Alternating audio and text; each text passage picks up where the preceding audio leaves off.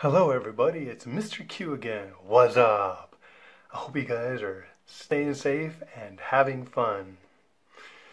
Today, I want to talk to you guys about a city I have recently visited. It has a nickname of the city by the bay.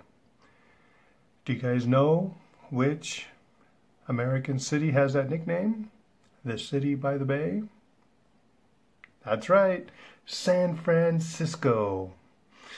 And today you're going to learn at least 10 things about San Francisco and the surrounding area, and might have a little quiz afterwards, so pay attention, take some notes. Let's continue. San Francisco at night.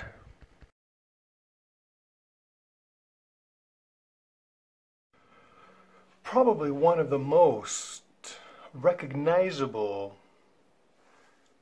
landmarks that is associated with San Francisco is the Golden Gate Bridge. The Golden Gate Bridge is about 2 miles long. That's over 2 kilometers long. And it's not called the Golden Gate Bridge because the bridge itself is gold. It's called that because it stretches between 2 points of land that create a bay. That means water flows inland, and that point that those 2 points cover is known as the Golden Gate. So the 2 points where the water comes into the bay of San Francisco is known as the Golden Gate, the Strait of Golden Gate. And as a result, the bridge is known as the Golden Gate Bridge. It's over 80 years old. And I don't think there are very many movies that feature San Francisco that you don't see the Golden Gate Bridge in it. The Golden Gate Bridge. Enjoy the view.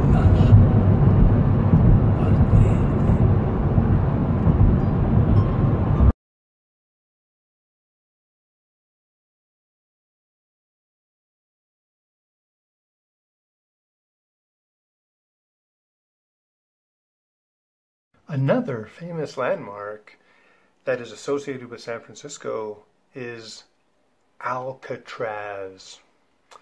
Alcatraz is a prison in the middle of the bay of San Francisco. This prison was one of the hardest prisons in the world and one of the most unescapable prisons in the world, which means it was almost impossible to escape from this prison, although maybe 4 people escaped right before it was closed. But it's so hard to escape because 1, it's a prison. Those are hard to get away from. But 2, being in the middle of the bay makes it very difficult to get away from the island of Alcatraz, mainly because the water that far north is very cold, and it makes it very difficult to survive in the water. So even if you could get out of the prison, then you would have to survive in the water until you got to the mainland. And that's very difficult to do. So very few people were able to escape from Alcatraz. Many people say that it's a very hard prison because most prisons, there's not much to see if you go outside. Prisoners get to go outside their cells, and they get to go outside and enjoy the sunlight. But in this prison, they got the beautiful view of the city of San Francisco. Imagine if you're locked up for many years and you were teased with the view of such a beautiful city that you could never go to. So that would be very hard mentally to be strong about. Alcatraz in the middle of the San Francisco Bay. Do you think you could make that swim if you tried to escape? Another famous aspect of the San Francisco and the ocean around it is the fact that there is a lot of fog that comes into the bay. Because of the water in the ocean and the air flowing over the water, that causes the air to condense above the water and creates clouds just above the water. And of course, clouds that are low enough are referred to as fog. So there are many times throughout the year where you can see the beautiful sight of the Golden Gate Bridge shrouded or covered in fog. And the city gets covered in fog as well. But I guess it's not so beautiful when the city is full of fog. San Francisco and the Golden Gate Bridge covered by fog. Fog can be dangerous because it lowers the visibility that you can see, so it makes it hard to drive. But there are other dangers lurking beneath the surface of San Francisco. And those dangers have caused a problem. In fact, many times have caused problems for San Francisco. And that is the San Andreas Fault that runs below and along most of California. A fault is where two parts of the planet crust meet. And the thing is, those plates move, and sometimes they go on top of each other. And whenever the plates move, you get an earthquake. And California is very prone to getting earthquakes. And there have been some very big earthquakes in California, especially in San Francisco. One of the biggest earthquakes was in 1906. And as a result of that earthquake and the resulting fires,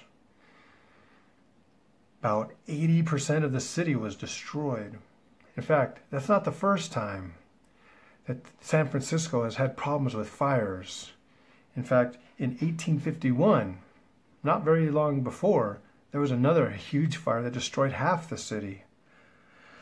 The first fire only killed maybe about 9 people, hopefully, but that second one with the earthquake ended up killing nearly 3,000 people. So as a result of this danger of earthquakes, and because of the earthquakes, building new tall buildings has become a much more important science, so that you can build a strong tall building and not worry so much about it falling down and being damaged if there's a big earthquake or even a fire. In fact, because of the fires in San Francisco that it has experienced, San Francisco's created state-of-the-art fire hydrant systems to help in case there is another big fire. And this fire system that they created is a pressurized system. Most fire hydrant systems are not pressurized. This one's pressurized to make sure that the water can get to where it needs to get and have a good pressure when it gets there. Because one of the other big features of San Francisco are all the hills, very steep hills. So it's hard for water to flow to certain areas of the city because of those hills. And that's why they needed to create a better fire hydrant system. Remember, fire hydrants are those little round things on the street, and firemen can plug their hoses into that and get water to spray on their houses or to run to their fire trucks to increase the pressure, and then use that water for fighting a fire.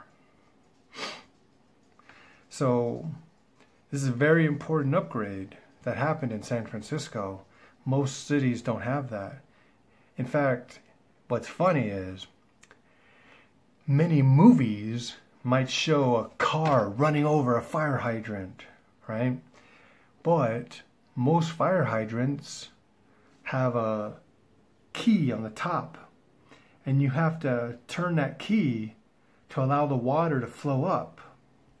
Just getting rid of the hydrant will not cause the water to flow up. So when you see these movies that are based in the north of the country, and they run over a fire hydrant and the water flows out, like in New York City and stuff like that, that's not true. That can't happen, because they have to activate the water. They have to allow it to flow up first. So in the south, like in places like Los Angeles, that might be possible, but not in places where water freezes, because it doesn't matter how strong your metal is. If water freezes, it'll cause problems in the pipes. Some of the hills in San Francisco are so steep, it's very difficult to even drive a car on it, especially if it's a standard, the one with a stick. Here's a fun forced perspective of the angle of the hill. These are fire hydrants, and you can see at the top that wrench that you need to be able to turn the water on, and you can see inside that there's no water until you turn the thing on.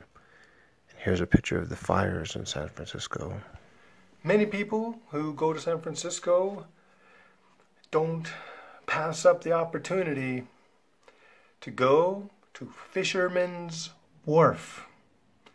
It is a place where there is a lot of fresh fish available that people can eat, obviously. But you don't really see too many people actually fishing at Fisherman's Wharf. It's more of a tourist area now, lots of restaurants and other things. But back behind the main strip of restaurants and stores, there are some sea lions. So you can go back there and you can watch the sea lions sunbathe and make all the fun sounds that they make back there, and you can enjoy some of the ocean life at Fisherman's Wharf. Go enjoy some seafood there.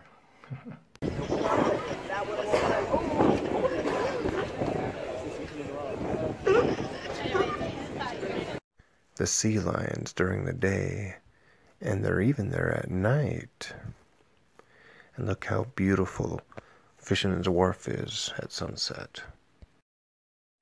And at Fisherman's Wharf, there is a very famous restaurant called Bubba Gump's. Do you guys remember that movie, Forrest Gump? Where Forrest made friends with a guy when he was in the military named Bubba. So later on in the movie, he made a company called Bubba Gump, and he caught shrimp. So now there's a restaurant that serves seafood that is called Bubba Gump's. Very good food, not very cheap, but very fun to go see the decorations in this restaurant. Eating at Bubba Gump's is fun. You can try on the shoes that Gump wore and look at the paraphernalia from the movie and have some so delicious food.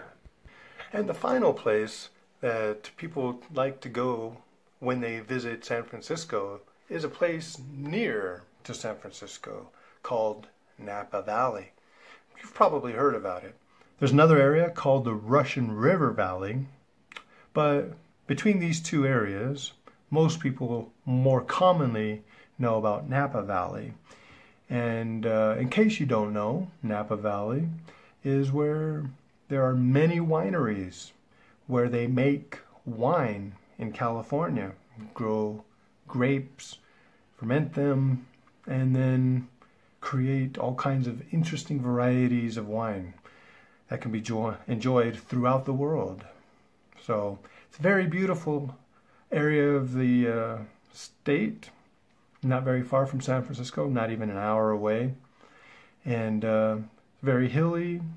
And what's interesting is the fog and the moisture that comes from San Francisco flows through that valley, and it helps give more nutrients to those grapes and helps give them a little bit different flavor in addition to the soil and other factors that go into making wine. But Napa Valley is a very popular place for people to visit, especially if they like wine. Napa Valley is so beautiful and very peaceful. It is a great experience regardless of whether you are drinking wine or not. Alright guys, so let's review what we talked about in regards to San Francisco, the city by the bay. Yes, it's oftentimes foggy there because of air currents flowing across the water. And the Golden Gate Bridge is over 80 years old. And it's called that because of the bay and the 2 points on each side of the bay. And that is known as the Golden Gate. Don't forget to visit Fisherman's Wharf and have some seafood at Bubba Gump's. And if you have time, take a ferry out to Alcatraz and visit the unescapable prison and see what it might have been like to have been a prisoner there. And don't forget about taking a short trip out to Napa Valley. Look at the beautiful scenery. If you're old enough, or maybe if you go with your parents, they can have some wine. And yes, San Francisco has known a lot of tragedy. There have been many fires and earthquakes, thus causing there to be a need for better building techniques to be resistant of earthquakes, and better firefighting systems like fire hydrants that are pressurized to help in case there is ever again a big fire that breaks out in San Francisco. And that's just all because of the San Andreas Fault, and that causes all the hills around there where the land buckles and kind of rubs on each side of the plate, causing earthquakes.